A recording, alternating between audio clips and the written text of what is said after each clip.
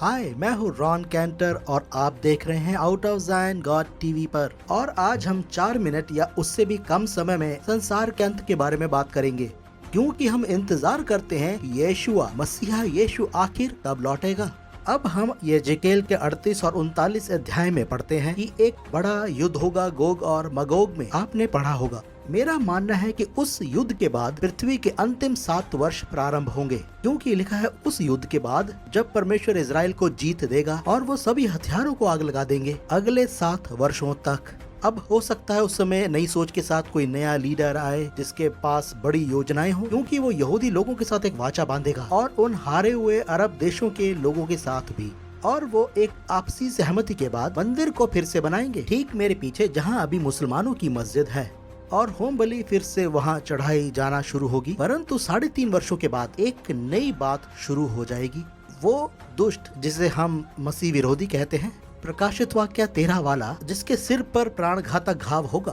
प्राणघातक अर्थात मृत्यु यानी उसकी मौत, पर वो मर नहीं पाएगा। लिखा है वो चंगा हो जाएगा, और जब वो इस तरह उठ खड़ा होगा तो सबको दिखाएगा कि देखो मेरे समान कौन है, मेरी पूजा करो, मैं ही मसीहा हूँ। और हम जानते हैं दूसरा थिस्सलुनीकियों के 2 अध्याय में लिखा है कि वो मंदिर में बैठकर खुद को ईश्वर ठहराएगा, और यहूदियों की प्रतिक्रिया ऐसी होगी क्योंकि ये उन्हें पसंद नहीं आएगा। और फिर प्रकाशित वाक्य 11 अध्याय, जहाँ ये 2 गवाह प्रकट होते हैं, वो केवल भविष्यवाणी ही नहीं करते बल्कि उनके मुंह से आग प्रकट होती है। तो मसीह विरोधी और उसकी सेना के लिए एक बड़ी समस्या है। ये 2 गवाह इन सेनाओं को 3.5 वर्षों तक रोके रखती हैं। अपनी भविष्यवाणी में आखिर आप क्या सोचते हैं वो क्या कहते हैं? वो कहते हैं यीशु ही मसीह है, यीशु ही प्रभु है, उस पर विश्वास करो, उस पशु की छाप मत लगवाओ। और ये नबी आग से भस्म करते हैं, पर 3.5 वर्ष के बाद वो मर जाते हैं। 3.5 दिन तक वो पड़े रहते हैं, और पृथ्वी के रहने वाले आनंदित और मग्न होंगे, क्योंकि ये दोनों मर चुके थे, परंतु वे अपने पांवों के बल खड़े हो गए और स्वर्ग पर चढ़ गए। जिसके बाद मसीह विरोधी और उसकी सेनाएं मगिदो की वादी में इकट्ठा हो जाते हैं, जिसे हरमगिदोन की वादी कहा गया है, कि यरूशलेम से युद्ध करें। यीशुआ श्वेत घोड़े पर आता है। प्रकाशित वाक्य 19:11 वचन, स्वर्ग की सेना श्वेत घोड़ों पर सवार उतर आती है, और वो सवार पृथ्वी पर लौट आता है, ठीक यहाँ पर जैतून पर्वत पर, और अपना राज्य स्थापित करता है।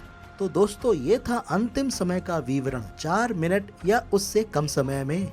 आप जरूर God.tv पर जाएं ताकि हमारे किसी एपिसोड से ना चूकें, और मुझसे संपर्क करें roncantor.com पर। शालोम इजराइल के देश से। रॉन को ट्विटर और फेसबुक पर फॉलो करें @RonSCantor पर।